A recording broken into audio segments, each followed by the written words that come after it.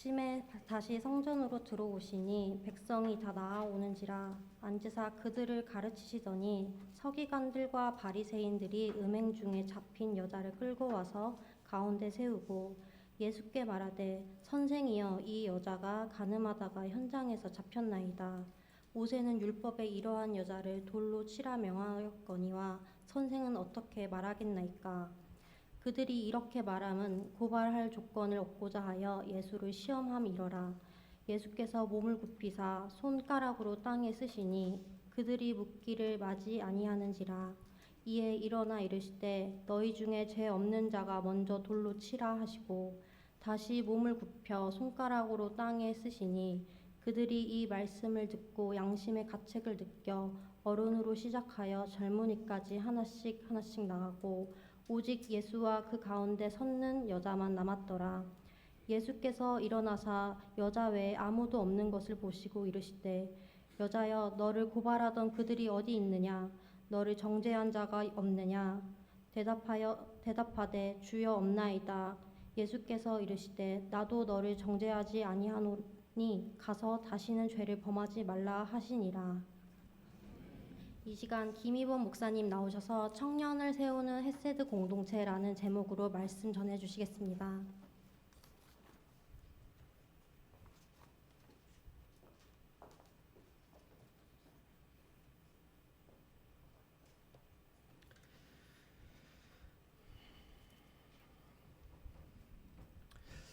오늘 헌신 예배의 말씀을 준비하고 또 기도하면서 하나님께서 어떤 말씀을 함께 나누게 하실까 많이 기도하면서 고민하는 중에 우리 청년들을 위한 우리 청년의 어떤 헌신을 위한 말씀보다 우리 교회가 함께 감당하고 또 청년을 위해 함께 짊어져야 할 본문의 말씀을 하나님께서 마음에 이렇게 깊이 주셔서 우리 성도님들과 우리 청년들이 함께 고민하고 나아가야 할 본문을 가지고 오늘 함께 말씀을 나누도록 하겠습니다.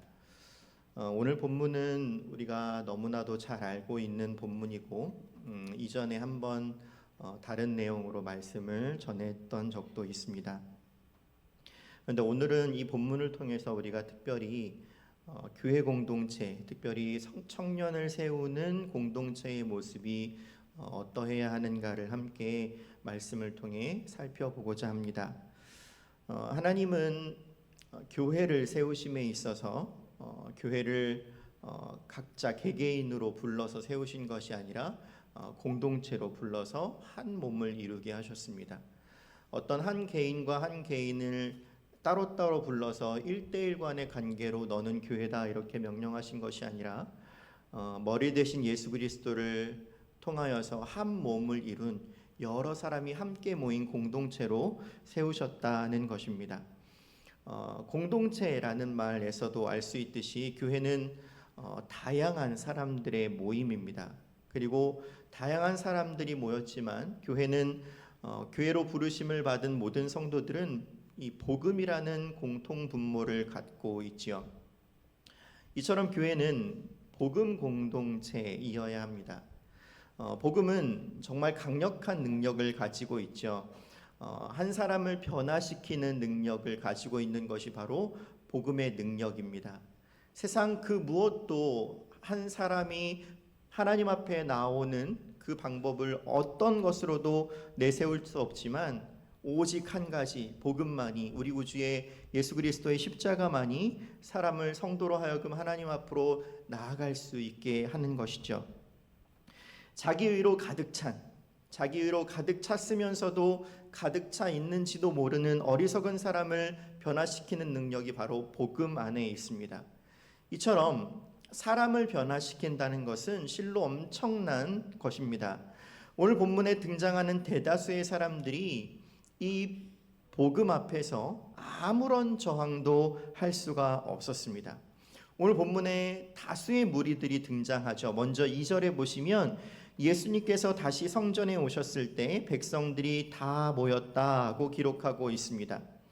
예수님께서 그 모인 백성들을 가르치실 때에 서기관들과 바리새인들이 음행 중에 잡힌 여인을 끌고 옵니다. 율법으로 판단할 때 이 서기관들과 바리새인들이 데리고 온 이 여인은 죽어 마땅한 여인이었습니다.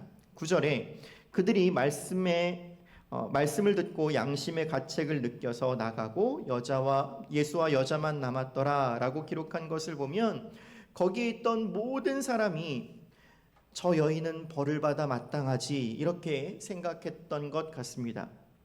모두가 다 그렇게 그 여인을 정죄하고 있을 때 그 자리에 복음이 선포됩니다. 예수님께서 말씀하십니다. 너희 중에 죄 없는 자가 먼저 돌로 치라. 복음이 선포되었습니다. 그리고 그 복음의 선포 앞에서 그 많은 사람들 중에 단 한 명도 그 복음 앞에 누구도 대꾸할 수 없었습니다. 이것이 바로 하나님의 복음의 능력입니다. 그런데 여러분, 이 복음이 선포되기 전까지는 어떠했습니까? 그들 중에 대부분은 예수님의 말씀을 들으러 온 사람이었음에도 불구하고 그 모임 중에 그들의 무리 가운데에는 은혜와 자비와 긍휼과 사랑을 찾아볼 수 없었습니다. 교회가 복음 공동체이지만 우리가 끊임없이 복음의 빚진 자라는 사실과 복음의 능력을 의지하지 않는다면 오늘 본문에 등장하는 사람들의 모습과 교회의 모습은 별반 차이가 없게 될 것입니다. 그러나 여기서 더 놀라운 것은 복음의 능력으로 대부분의 사람들이 아무 말도 할 수 없었다라는 것이 아닙니다. 그것보다 더 놀라운 것은 무엇이냐면 한 영혼이 죽음에서 구원을 얻었다라는 거죠. 구원받을 만한 자격 전혀 없는, 오히려 정죄받다 마땅한, 그리고 율법에 의해서 죽어 마땅한 그 여인이 그 죽음에서 구원을 얻었습니다. 복음의 은혜를 경험한 것입니다. 이처럼 복음은 엄청난 능력이 있습니다. 그런데 여기서 우리가 한 가지 더 생각해 보아야 할 것은 하나님께서 이 복음이 전파됨에 있어서 누구를 사용하시는가의 문제인 거죠. 하나님은 오늘 본문은 예수 그리스도께서 그 복음을 직접 선포하시고 실행하셔서 그 여인에게 이 복음의 능력이 선포되게 하시는 장면입니다. 그런데 지금 이 시대는 어떻습니까? 주님은 직접 나타나셔서 하나님의 말씀과 음성으로 복음을 선포하지 않으시고 교회를 통하여, 성도를 통하여 이 일을 감당해 나아가게 하신다라는 것입니다. 하나님의 복음이 전달되는 데 있어서는 교회의 의무와 책임과 거룩한 부담이 필요한 것이죠. 오늘 본문에서의 예수님의 모습을 통해서 우리는 교회 공동체가 어떠해야 하는지에 대해서 함께 배우고 살펴보기 원합니다. 오늘 본문을 보면 여러분, 교회는요, 효율성을 따지는 공동체가 아닌 것 같습니다. 2절과 9절을 비교해서 한번 보시기 바랍니다. 2절에서 예수님께서 성전에 들어오실 때 백성이 다 나오는지라 이렇게 기록하고 있죠. 이 부분을 원어의 표현을 조금 더 살려서 살펴보면 백성이 다 나왔다 정도가 아니라 모든 백성이 모였다라고 이해하는 것이 조금 더 어울립니다. 그만큼 엄청난 숫자의 사람들이 예수님의 말씀을 듣기 위해서 몰려온 것입니다. 여러분, 얼마나 좋은 기회입니까? 그 많은 사람들, 그 모든 백성들이 몰려온 그 순간에 예수님께서 말씀을 전하시며 그 백성들이 회개하고 하나님 앞으로 돌아오게 된다면 여러분, 이것보다 더 좋은 기회가 어디 있겠습니까? 그런데 9절을 보시면 그 자리에 예수님과 음행 중에 잡힌 여인만 남게 되죠. 엄청나게 비효율적인 모습입니다. 그 몰려왔던 많은 사람들이 다 떠났고 한 여인만 남았습니다. 그런데 주님은 이것이 바로 교회의 모습, 하나님의 나라의 모습이다, 이렇게 우리에게 말씀하고 계십니다. 성도가 적은 교회가 바른 교회라고 말하는 것이 아닙니다. 무엇에 집중해야 하고 또 한 영혼을 변화시키는 데 있어서 어떤 과정이 필요한가를 말씀하시는 것이죠. 한 영혼의 구원을 위해서 복음을 선포하고 하나님의 헤세드를 나타내신 이 장면이 바로 교회의 모습이며 하나님 나라의 모습인 것입니다. 한 영혼을 위해서라면 그 한 영혼의 변화와 그 인격적인 성장을 위해서 온 성도가 함께 집중할 수 있다면, 그래서 이 한 영혼이 바른 성도로서 성장해 나아갈 수 있다면 그것이 바로 바른 교회의 모습인 것입니다. 제가 짧게 경험한 우리 송파제일교회 청년회는 참 귀하고 소중합니다. 요즘 이렇게 잘 모이는 청년들이 있을까 싶을 정도로 우리 청년들은 교회 안에서 참 자주 잘 모입니다. 다른 데 가지 않고 교회 안에서 청년들끼리 모여서 함께 무언가를 하고 이야기를 나누고 서로 교제를 나누는 이런 모습들이 얼마나 보기 좋고 예쁜지 모릅니다. 여름 사역을 스스로 계획하고 또 다녀오는 모습들을 보면서 청년들 스스로가 그 은혜들을 나누기 위해서 준비하고 또 그 안에서 은혜를 나누고 또 다른 사람들을 섬기는 모습을 보면서 하나님께서도 저 개인적으로 참 많은 은혜들을 주셨습니다. 여러분, 이렇게 예쁘고 좋은 청년들의 모습들을 우리가 더욱더 잘 유지하고 또 교회 공동체 안에서 이런 모습들이 잘 이어져 나아갈 수 있도록 해야 하지 않겠습니까? 물론 지금도 참 소중하고 좋은 모습들이 많지만 우리 청년들은 아직 돌봄이 많이 필요한 시기입니다. 청년들의 힘으로 자라나기에는 이 세상은 너무나도 거대하고 그리고 이 세상의 그 거대한 흐름에 휩쓸리지 않으리라는 보장이 없죠. 그래서 우리는 지속적으로 우리 청년들을 향하여 관심과 사랑과 또 우리가 이미 입었던 하나님의 그 자비하심, 헤세드를 전달하고 베풀어야 할 의무가 있는 것입니다. 공동체의 돌봄이 필요한 거죠. 청년회에 많은 관심과 기도를 부탁드립니다. 여러분, 교회는요 어느 한 부서 한 부서를 따로 떼어서 생각할 수 없는 것 같습니다. 모든 부서들이 다 이어져 있고 그리고 사역의 범위가 겹치기 때문에 교회 안에서 충분히 돌봄을 베풀어 주실 기회들이 많을 겁니다. 조금만 마음을 기울여 주시면 그리고 조금만 기회를 살펴서 우리 청년들에게 다가가 주시면 그런 기회들이 참 많을 것입니다. 다시 한번 말씀드리지만 효율성을 따지면 한 사람을 복음 안에서 바르게 성장시키는 것이 참 너무 어려운 일이지만 여러분, 한 번 물어봐도 되는 것 10번 물어봐야 하고 한 번 기도할 것 10번 기도해야 한다 할지라도 여러분, 그 과정을 통해서 우리 청년들이 바르게 세워질 수 있다면 여러분, 그 수고로움을 친히 잘 감당해 주실 수 있으면 좋겠습니다. 그것이 청년을 세우는 헤세드 공동체의 모습입니다. 여러분, 헤세드라는 단어 참 많이 들어보셨죠? 헤세드라는 단어는 하나님의 사랑, 자비, 인애, 긍휼, 은혜 등으로 여러 가지로 다양하게 표현되는 단어입니다. 하나님의 속성을 가장 잘 표현하고 있는 단어 중에 하나이기도 하죠. 예수님께서 오늘 본문에 등장하는 이 한 여인을 향하여 그 헤세드를 베푸셨던 것처럼 우리 청년들을 향해서 그 헤세드를 베풀어 주시기 바랍니다. 그 하나님의 헤세드가 펼쳐지는 그 공간이 그 모든 세상의 흐름들을 다 힘을 합쳐서 이 한 여인을 죽이려는 그 현장이 헤세드를 통하여서 하나님의 나라의 모습으로 변하여 갔던 것처럼 이 거대한 세상 속에 노출되어 있는 우리 청년들이 교회 안에서의 돌봄과 사랑으로 하나님 나라를 경험할 수 있도록 여러분, 그 헤세드를 베풀어 주시기 바랍니다. 그러면 우리 청년들도 똑같이 그 다음 세대들을 향해서 그런 헤세드를 베푸는 청년들이 되어갈 줄 믿습니다. 여러분, 헤세드라는 것은 하나님의 사랑과 자비와 인애는 개인적인 관계 속에서 풍성하게 경험될 수 없습니다. 무슨 뜻이냐면 서로의 다름 속에서 1대1의 관계가 아니라 1대 다수의 관계 속에서 그 다름 안에서 표현되는 여러 가지 모양의 헤세드는 훨씬 더 풍성한 하나님의 은혜와 사랑을 경험할 수 있게 하고 그것이 바로 하나님께서 그 하나님의 햇새들을 어느 한 개인을 향하여 베풀지 않으시고 교회 공동체를 향하여 베푸시게 한 이유이기도 합니다. 그 공동체 안에서의 햇새드가 우리 청년들을 더 풍성하게 성장시킬 수 있는 거죠. 요즘 자주 회자되는 단어가 하나 있는데요. 그것은 바로 나르시시즘이라는 단어입니다.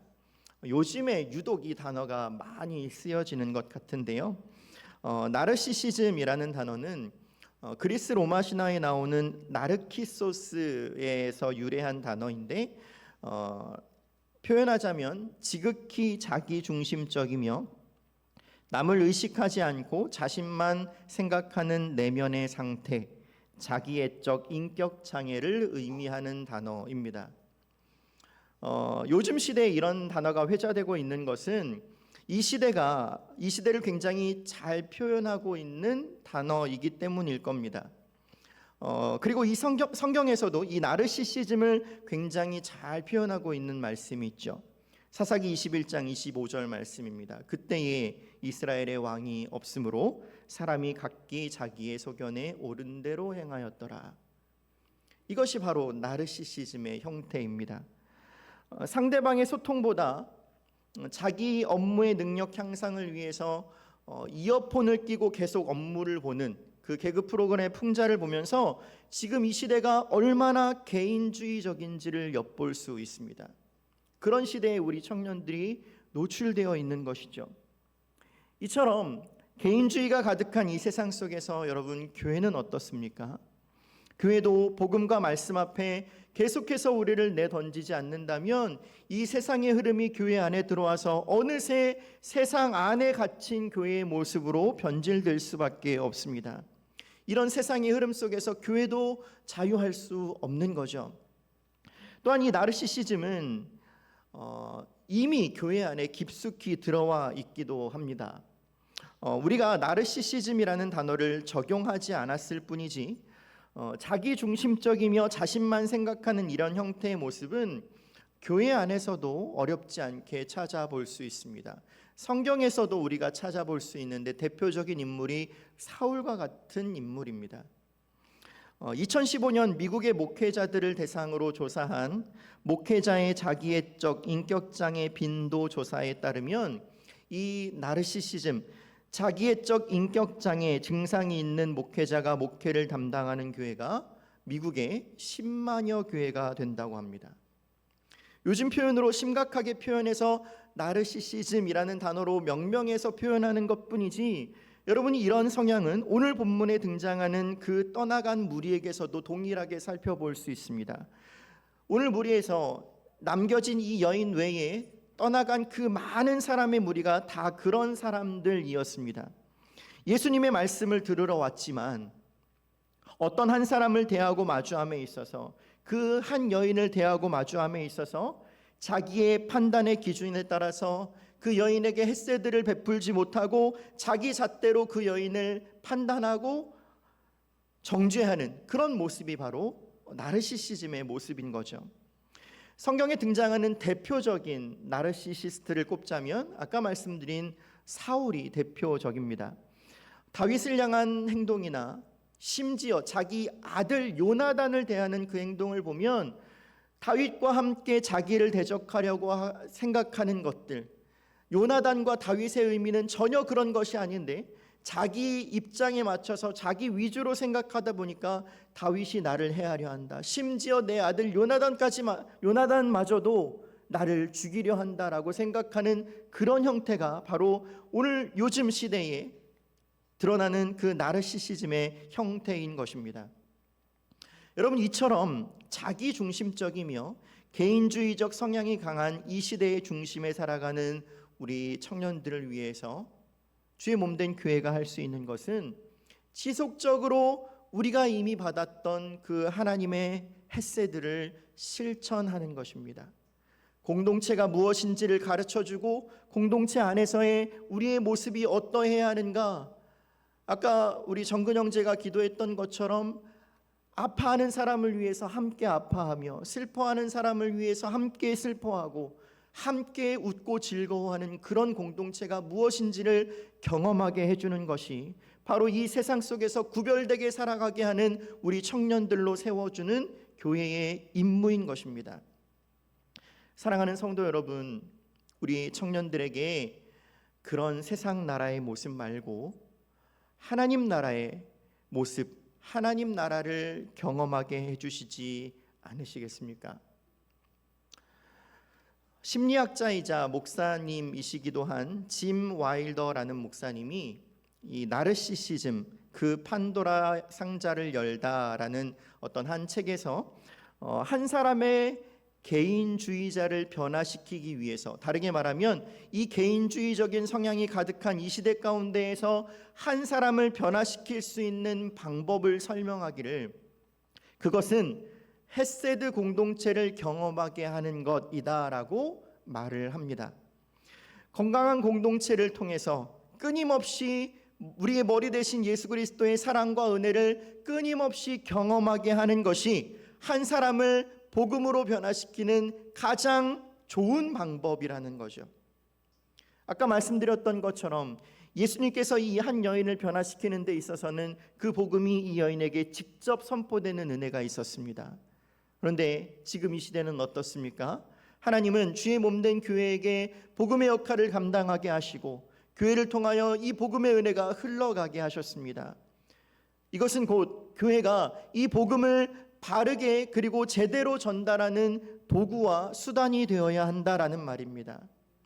교회는 머리 대신 예수 그리스도의 몸된 공동체입니다. 달리 말하면 머리가 시키는 대로, 우리 예수님께서 명령하신 대로, 우리 예수님께서 행동하셨던 그대로 행동해야 하는 것이 바로 교회여야 하는 것입니다. 여러분, 오늘 본문에서 예수님께서 어떻게 하셨습니까? 이 음행 중에 잡힌 여인에게 헤세드를 베푸셨습니다. 그러면 예수 그리스도의 몸된 교회인 우리 역시 그렇게 하면 되는 것입니다. 사랑하는 우리 성도님들께 감히 부탁드리기는, 지금도 많은 관심과 사랑을 우리 청년회에 보여주고 계시지만 더 큰 관심과 사랑을 베풀어 주시기를 부탁드립니다. 한 번 인사할 거 2번, 3번 인사해 주시고, 요즘 어려운 일은 없는지, 힘들지는 않는지 지나가시다가 한 번씩만 더 물어봐 주시면 감사하겠습니다. 처음부터 친밀한 관계를 형성할 수는 없지만 청년들의 고민과 걱정이 무엇인지, 기도 제목은 없는지, 맛있는 것도 좀 사주시면서 반복해서 자꾸 계속 다가가 주시면 우리 청년들도 어느샌가 마음 문을 이렇게 활짝 열고 공동체의 사랑과 은혜를 통해 더욱더 멋지게 성장하는 청년들이 되리라 믿습니다. 청년회는 교사가 따로 없다 보니까요, 교역자나 부장집사님 또는 간사님의 돌봄 외에는 많은 목회적 돌봄을 받기가 어렵습니다. 게다가 리더들의 역할을 맡고 있는 청년들을 보면 오히려 자신 스스로도 청년이면서 다른 청년들을 돌봐야 하는 부담도 가지고 있죠. 성도님들의 많은 기도가 필요합니다. 이 험한 세상 속에서 또 지금 특별히 이 한국 시대를 살아가는 기독 청년들이 하나님 안에서 고민하고 또 결정하고 하나님의 영광을 위해 살아갈 수 있도록 여러분 지속적인 그리고 많은 기도를 부탁드립니다. 우리가 해와 바람 동화 이야기에서도 보시는 것처럼 한 사람을 변화시키는 것은 강한 바람이 아니라 따뜻한 햇살인 것을 우리가 잘 알고 있죠. 성도님들이 먼저 경험하셨던 그 하나님의 사랑과 자비와 은혜를 청년들에게 지속적으로 우리가 흘려보내줄 수 있다면, 여러분, 이것은 비단 청년을 세울 뿐만이 아니라 우리 모든 교육부서와 또 건강한 우리 송파제일교회 교회 공동체를 세울 수 있는 복음의 본질이기도 한 아주 중요한 가르침입니다. 그런데 여기서 우리가 또 한 가지, 오늘 본문을 통해서 배울 수 있는 한 가지가 있습니다. 그것은 예수님께서 여인에게 하셨던 말씀 중에 있는데요, 예수님께서 11절에 이렇게 말씀하십니다. 예수께서 이르시되 나도 너를 정죄하지 아니하노니 가서 다시는 죄를 범하지 말라 하시니라. 아멘. 예수님은 이 음행 중에 잡힌 여인에게 충분한 그리고 풍성한 넘치는 햇새들을 베푸시고 나서 그녀에게 덧붙여 말씀하셨습니다. 가서 다시는 죄를 범하지 말라. 아까 말씀드렸던 그 나르시시즘에 대한 책에서 그 저자 목사님이 이런 이야기를 했습니다. 햇새들을 경험함으로써 햇새들을 키우는 과정이 없다면 그리스도의 성품을 닮아가는 변화는 결코 일어나지 않습니다. 그러나 햇새들 자체만으로 좋은 인격을 만들어내기는 충분하지 못합니다. 햇새들을 키우는 일을 땅에 물을 주는 것으로 생각해 봅시다. 햇새들을 경험함으로 키우는 일은 뭔가가 자라지만 오히려 잡초가 무성해질 수도 있습니다.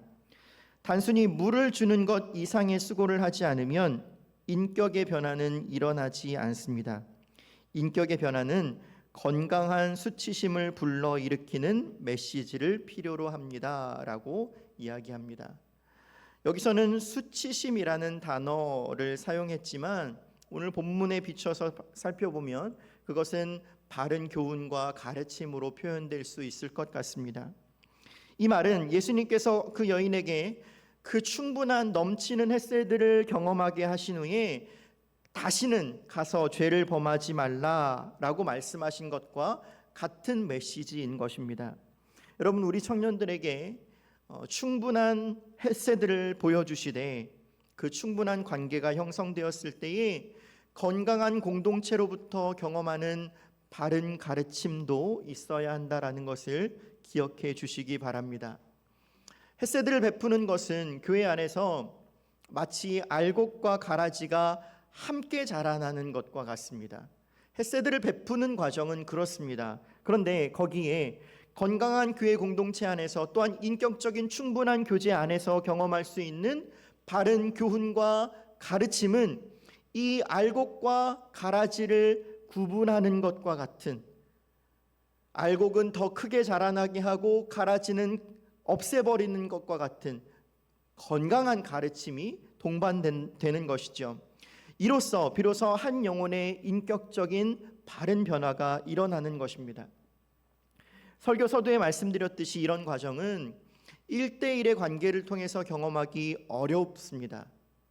공동체 안에서 다수의 다양한 표현과 그리고 기도 안에서 서로 다른 사람이 복음이라는 공통분모 안에서 하나의 목표, 우리 구주 예수 그리스도, 머리 대신 예수 그리스도의 뜻을 따를 때만 경험할 수 있는 은혜이죠. 온 교회가 함께 한 마음으로 함께 힘써야 하는 것입니다. 연약한 자가 건강하게 세워지고 건강하게 세워진 교회 공동체가 또 다른 연약한 자를 세움으로써 교회를 넘어서 세상을 향해 햇새들을 전하는 이 가슴 벅차는 일에 마음을 모아주시기 바랍니다. 여러분, 얼마나 기대되는 일인지 모릅니다. 사울로부터 지속적인 핍박과 위협을 당하던 다윗에게 이 햇새들을 베풀어 주던 한 사람이 있었습니다. 그 사람은 다름 아닌 사울의 아들 요나단입니다. 요나단이 다윗에게 보여준 그 햇새들의 모습은 하나님의 사랑과 자비의 풍성함을 너무나도 잘 보여주는데요. 요나단이 표현한 이 햇새들에 대한 말씀을 함께 살펴보고 나서 오늘 말씀을 마무리하고자 합니다. 소망하기는 이런 햇새들의 실천이 우리 청년들에게도 흘러갈 수 있기를 간절히 소망합니다. 제가 사무엘상 20장 13절부터 17절 말씀을 읽어드립니다. 그러나 만일 내 아버지께서 너를 해치려 하는데도 내가 이 일을 내게 알려주어 너를 보내어 평안히 가게 하지 아니하면 여호와께서 나 요나단에게 벌을 내리시고 또 내리시기를 원하노라. 여호와께서 내 아버지와 함께 하신 것 같이 너와 함께 하시기를 원하노니 너는 내가 사는 날 동안에 여호와의 인자하심을 내게 베풀어서 나를 죽지 않게 할 뿐 아니라 여호와께서 너 다윗의 대적들을 지면에서 다 끊어버리신 때에도 너는 내 인자함을 내 집에서 영원히 끊어버리지 말라 하고, 이에 요나단이 다윗의 집과 언약하기를 여호와께서는 다윗의 대적들을 치실지어다 하니라. 다윗에 대한 요나단의 사랑이 그를 다시 맹세하게 하였으니 이는 자기 생명을 사랑함과 같이 그를 사랑함이었더라. 아멘. 사랑하는 성도 여러분, 다시 한번 마지막으로 부탁드립니다. 우리 청년회를 위해서 많이 기도해 주시고, 우리 송파제일교회가 청년을 세우는 헷세드 공동체가 될 수 있도록 기도해 주시기 바랍니다. 마지막으로 우리 청년들에게도 부탁드립니다. 여러분이 받은 하나님의 그 사랑과 자비, 그 풍성하신 하나님의 은혜들을 여러분의 동생들에게도 그리고 조카들에게도 그대로 전달해 주시기를 부탁드립니다.